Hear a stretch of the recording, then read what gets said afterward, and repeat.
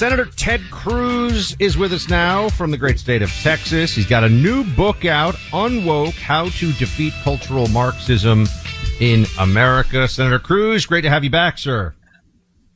Clay, Buck, great to join you both. Thank you for having me. Can we start with this? I don't know if you've even had a chance to see it, Senator, because it just came out recently, in the last few hours, I believe. Quinnipiac poll, first one that we have seen here, where Trump is up 2 points nationally on Biden. We are seeing a lot of encouraging numbers in the swing states with a Trump, or honestly, even some other Republican candidates as well against Biden.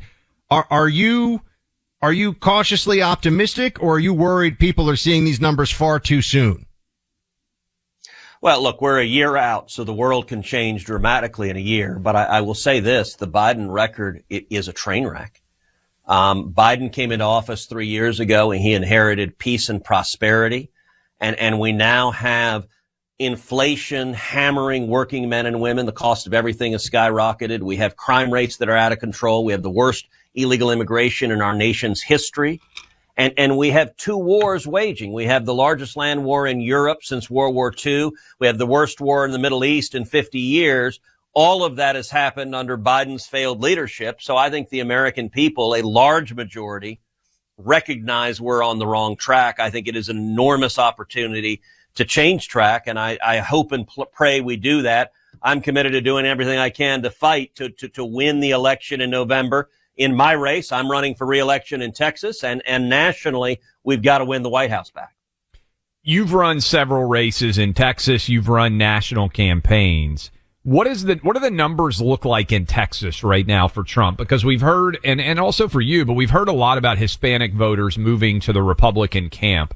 And certainly we saw that to a large extent down on the border in 2020 and 2022 both.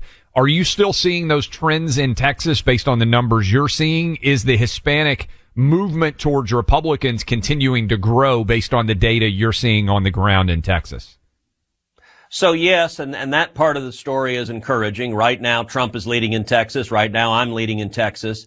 That being said, Texas is a battleground state. You're right that Hispanics are trending right. But at the same time, we've seen nationally the two biggest demographic trends in the country have been blue collar voters moving right. That's moved Midwestern states more Republican.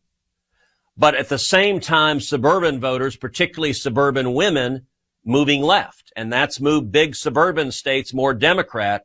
You know, for Texas, for my reelect, we're anticipating a very serious fight in Texas. My last reelect 6 years ago was the most expensive Senate race in U.S. history. We were outspent 3-1, and I won by less than 3 points. I won by 2.6%. Chuck Schumer has made clear I'm his number one target in the country. And if you want to give a warning sign of why Texas is a battleground, look no further than Georgia and Arizona. Georgia and Arizona, 4 years ago, they had 4 Republican senators. Today, they have 4 Democrat senators. Both voted for Biden over Trump. And that challenge is the suburban women. Georgia is dominated by suburban women around Atlanta. Arizona is dominated by suburban women around Phoenix. And in both instances, those voters threw out 2 Republican senators and elected 2 Democrat senators instead. That's why Schumer has put a bullseye on Texas, because our demographics are very, very similar to Georgia and Arizona. And so we're anticipating a real fight. We're going to win, but we're going to win because we're doing the hard work. We're raising the money. By the way, go to tedcruz.org, tedcruz.org, tedcruz.org. Support the campaign because we're working 18 hours a day to make sure we win next November. No doubt. And I wanted to build on that, too, because, you know, I live here in Tennessee, Buck's in Florida. I would say Texas, Tennessee, and Florida have seen a monstrous amount of new residents coming in. And I'm sure you hear it all the time. You see, don't Texas my or don't California my Texas. Same thing happens Tennessee and Florida. To what extent do you believe the new residents in Texas politically help or hurt you and Trump and anybody else who's fighting for truth, justice, and the American way in Texas? So look, it varies, and they're cross-cutting currents. There's some people who are in blue states, California, New York, or Illinois, and they're fed up. They're fed up with the high taxes, the high regulations. They can't stand the woke policies. They couldn't stand the COVID shutdowns. and they decide they want to leave. And they look across the country, and the folks that pick Texas, they decide, I want to be in Texas.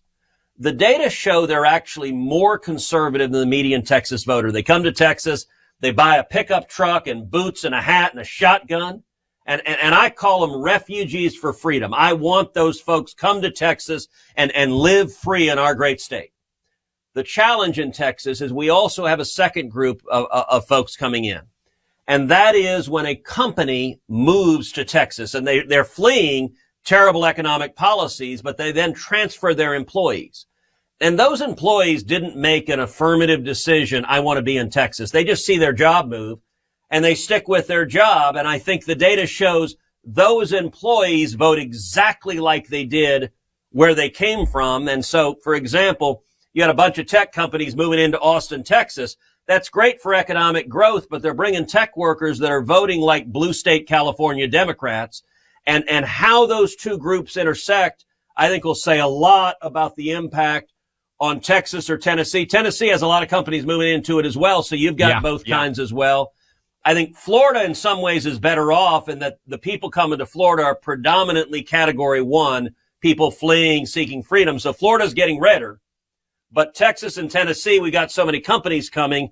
In some ways, we're victims of our own success. Speaking of Senator Ted Cruz, he's got a new book out, Unwoke, How to Defeat Cultural Marxism in America. Senator Cruz, wanted to give you the opportunity to just tell us, he wrote the book on this one. It feels like the wokeness has been actually taking some losses, whether it's the Bud Light phenomenon or some of these box office bombs that were trying to be very, ultra DEI based, etc. How do we win? How do we keep the momentum? Well, that is exactly what the book is about. It just came out this past week. And what the book does is two things. It, number one, describes how the radical left took over the major institutions in America. So every chapter of the book addresses a different institution. I start with universities, and chapter 1 is universities. I call universities the Wuhan lab of the woke virus. That's where it was created. That's where it mutated. That's where it spread. From universities, the book goes on to chapter 2 on K through 12 education, then to journalism, then to government, then to big business, then to big tech, then to entertainment, to movies and TV and sports and music, then to science and the politicization of science. And the last chapter is on China as a central nexus intertwined with all of them. The book explains, number one, how these institutions were seized, but number two, exactly what your question is.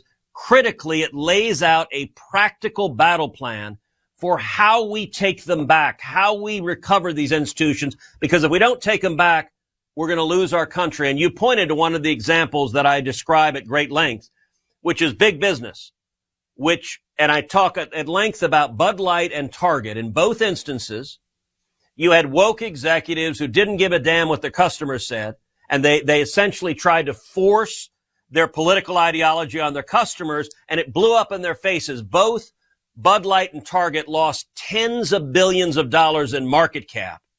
And what's powerful about that in terms of strategies, I argue, number one, for transparency and sunlight, but number two, for on the cost benefit ledger of going woke, significantly increasing the costs so that rational actors will say no. And I think on big business, we are seeing real and meaningful victories. We need to see that across those institutions. Talking to Senator Ted Cruz, new book, encourage you to check it out. You ever think about challenging anybody to a fight during a Senate subcommittee hearing? I'm going to stick to the verbal and argumentative sort, and probably hold on, Senator Cruz, avoid fistfights. We saw you throwing down on the basketball court, sir. It's not just the verbal pugilism for you. You can box out. I will say you come play hoops with me, and I play twice a week, and I'll tell you our game has more violence than skill. But we play no blood, no foul, and there are regularly fouls because we beat the living crap out of each other.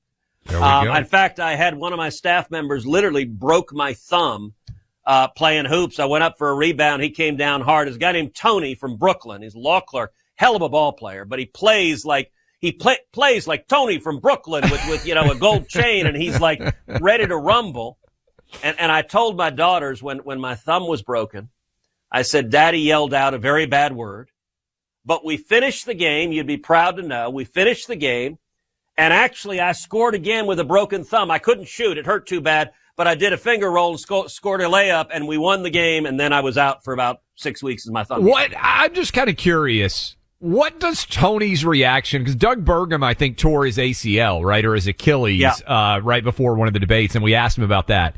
But if you're a staff member who breaks the bone of your boss in a pickup basketball game, how nervous do you think Tony was when he realized that he had actually injured you?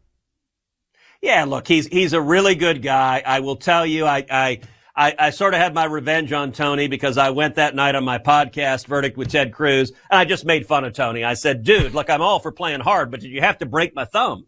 Yeah. And so that's sort of my blowback, was to make a little fun on the podcast. But he's a great guy, and he did terrific work. And look, you guys need to come play hoops with us. You know, Clay, you're a sports guy. Get out there and play with us. I would actually like to play. Buck, you were I back love in the this day, thing right? just because I don't like college football. I've played 3 sports growing up competitively. I'm ready to rock, Senator. Here's what we'll do. Buck, what sports did you play? I was tennis, soccer, and basketball. Ready to go. All right. Well, both of you come on in. And by the way, you guys, I'm sorry to tell you. So we play old guys against young guys. I'm sorry to tell you, you're both thoroughly on the old guy's side. Buck's going to be crushed by this because he thinks he's a different generation than me. This is a shot to Buck's ego in a big way that he's on the old guy team. All right, Buck, how old are you, Buck? I'm 41, soon to be 42. Okay, so we play mostly with Capitol Hill staffers. You know what typically the cutoff for young guys is on Capitol Hill with staffers? 30 is my bet. About 26. Ooh. And so we play with all these young guys who are body guys. A bunch of them were college athletes. Do you keep a lot of like icy hot and bandages for the old guys? Because I things start to hurt. You know, my back hurts, my knees, so we could use some help. So look, you will be happy to know the old guys win almost every single game, and there's a reason. So listen, the young guys who they're stronger than we are, they're faster, they have more endurance, they have more skill, but they play like horny puppy dogs. They're so excited, they go in a triple team. I gotta score. They go in a triple team and they screw it up.